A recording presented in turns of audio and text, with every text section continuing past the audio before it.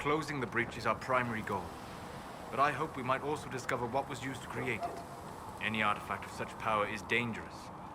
The destruction of the Conclave proves that much. You don't think whatever created the explosion was destroyed in the blast? You survived, did you not? The artifact that created the breach is unlike anything seen in this age. I will not believe it destroyed until I see the shattered fragments with my own eyes. We would do well to try to recover whatever created the breach. Liliana's people have scoured the area near the blast and found nothing. Whatever the artifact was, it is no longer there. In any case, did you need me for anything? I'd be interested in hearing your opinions on elven culture. I thought you would be more interested in sharing your opinions of elven culture. You are Dalish, are you not?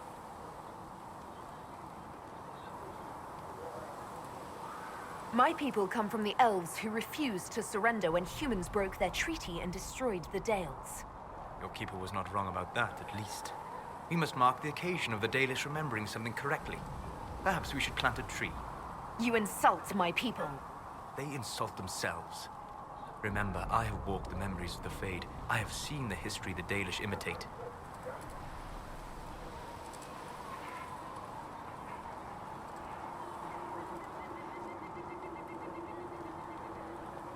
Irabellis, Haren. If the Dalish have done you a disservice, I would make that right. What course would you set for them that is better than what they know now? You are right, of course. The fault is mine, for expecting what the Dalish could never truly accomplish. Irabelas, Dalen. If I can offer any understanding, you have but to ask.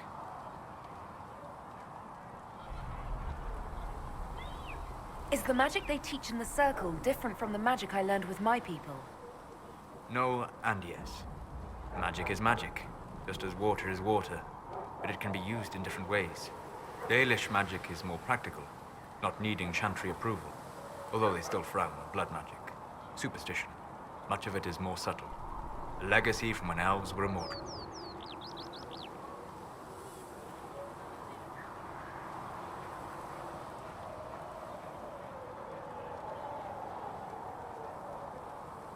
The legends of elven immortality. Did they use magic to increase their lifespan? No. It was simply part of being elven. The subtle beauty of their magic was the effect, not the cause of their nature. Some spells took years to cast. Echoes would linger for centuries, harmonizing with new magic in an unending symphony. It must have been beautiful.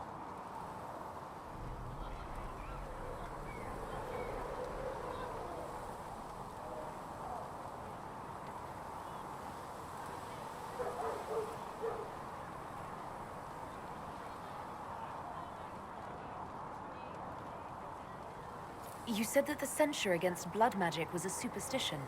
I did. It's fortunate Cassandra is not within earshot. Most modern cultures forbid blood magic. Publicly, even Devinter disapproves of it. But as I said, magic is magic. It matters only in how it is used.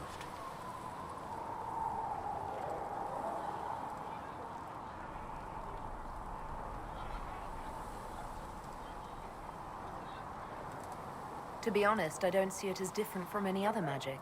It's a means to an end. Indeed. The problem is that under the Chantry, blood magic is forbidden, so only criminals practice it. While in Tevinter, magisters compete with each other instead of keeping their volatile friends in check. They always succeed through power, so they have never had the chance to learn another way. I'd like to know more about the elves from before our time. The Dalish strive to remember Hallam Sharal, but Hallam Sharal was merely a fumbling attempt to recreate a forgotten land. Arlathan. Elvanan was the empire, and Arlathan its greatest city. Place of magic and beauty, lost to time. You've studied ancient elves. What else do you know of Arlathan?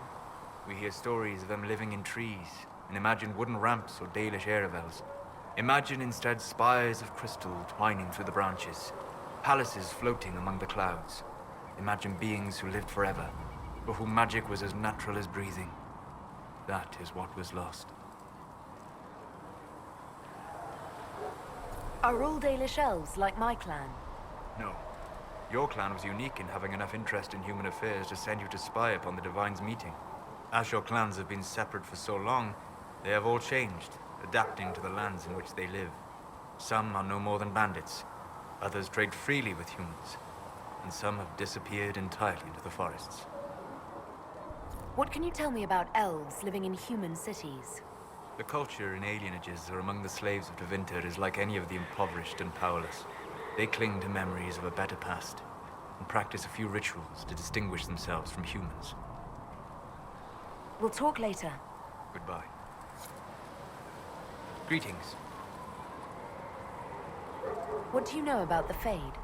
A great deal from my wanderings. There are few hard facts, but I can share what I have learned.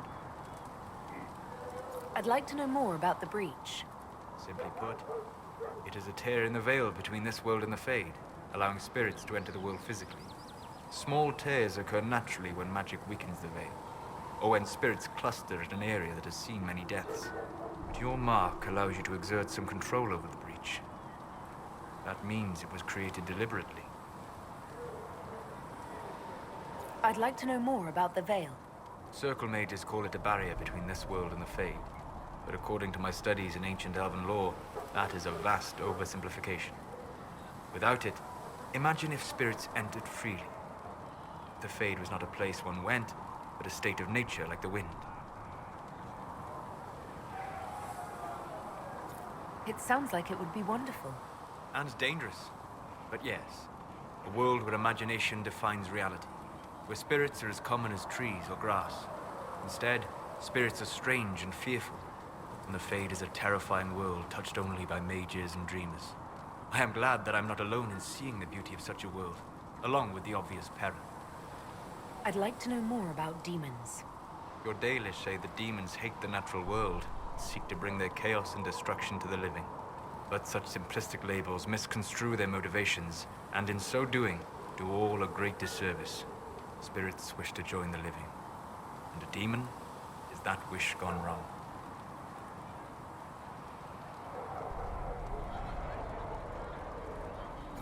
Is there a way to coexist? To live with them? If not in peace, at least without such active confrontation. Not in the world we know today. The Veil creates a barrier that makes true understanding most unlikely. But the question is a good one, and it matters that you thought to ask. We'll talk later. Goodbye. Hello. I'd like to know more about you, Solas. Why? You're an apostate, yet you risked your freedom to help the Inquisition. Not the wisest course of action when framed that way. I appreciate the work you're doing, Solas. I just wanted to know more about you. I'm sorry. With so much fear in the air. What would you know of me? What made you start studying the Fade? I grew up in a village to the north. There was little to interest a young man, especially one gifted with magic. But as I slept, spirits of the Fade showed me glimpses of wonders I had never imagined. I treasured my dreams. Being awake, out of the Fade, became troublesome. Did spirits try to tempt you? No more than a brightly colored fruit is deliberately tempting you to eat it. I learned how to defend myself from more aggressive spirits, and how to interact safely with the rest. I learned how to control my dreams with full consciousness. There was so much I wanted to explore.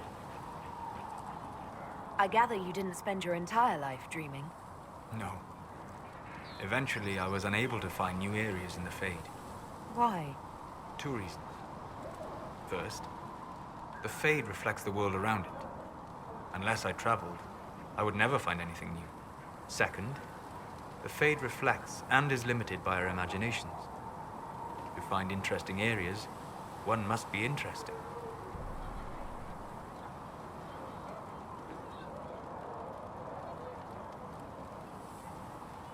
Is this why you joined the Inquisition? I joined the Inquisition because we were all in terrible danger.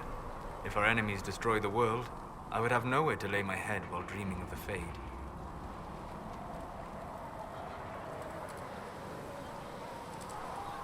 I wish you luck. Thank you. In truth, I've enjoyed experiencing more of life to find more of the Fade. How so? You train your will to control magic and withstand possession. Your indomitable focus is an enjoyable side benefit. You have chosen a path whose steps you do not dislike because it leads to a destination you enjoy. As have I. Indomitable focus? Presumably. I have yet to see it dominated. I imagine that the sight would be fascinating.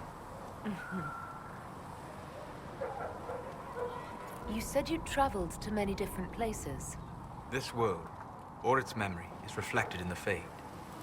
Dream in ancient ruins, and you may see a city lost to history. Some of my fondest memories were found in crumbling cities, long picked dry by treasure seekers, the best of the battlefields. Spirits press so tightly on the veil that you can slip across with but a thought. Any place in particular? I dreamt at Ostagar. I witnessed the brutality of the Darkspawn and the valor of the Ferelden warriors. I saw Alistair and the hero Ferelden light the signal fire, and Logain's infamous betrayal of Kaelin's forces. I've heard the stories. It would be interesting to hear what it was really like. That's just it. In the Fade, I see reflections created by spirits who react to the emotions of the warriors. One moment, I see heroic wardens lighting the fire, and a power-mad villain sneering as he lets King Kaelin fall. The next, I see an army overwhelmed and a veteran commander refusing to let more soldiers die in a lost cause. And you can't tell which is real? It is the Fade. They are all real. Have you always traveled and studied alone? Not at all. I have built many lasting friendships. Spirits of wisdom, possessed of ancient knowledge, happy to share what they had seen. Spirits of purpose helped me search. Even wisps, curious and playful, would point out treasures I might have missed. I don't know of any spirits by those names. They rarely seek this world. When they do, their natures do not often survive exposure to the people they encounter. Wisdom and purpose are too easily twisted to pride and desire. You're saying that you became friends with pride and desire demons? They were not demons for me. Meaning? The Fade reflects the minds of the living. If you expect a spirit of wisdom to be a pride demon, it will adapt. And if your mind is free of corrupting influences, if you understand the nature of the spirit, they can be fast friends. I'm impressed that you could become friends with spirits. Anyone who can dream has the potential. Few ever try. My friends comforted me in grief and shared my joy. Yet, because they exist without form, as we understand it, the Chantry declares that spirits are not truly people. Is Cassandra defined by her cheekbones and not her faith? Varric by his chest hair and not his wit?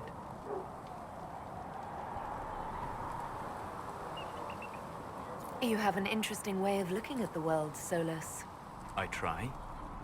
And that isn't quite an answer. I look forward to helping you make new friends. That should be... well... That isn't quite an answer either. We'll talk later. Goodbye. Hello. We'll talk later.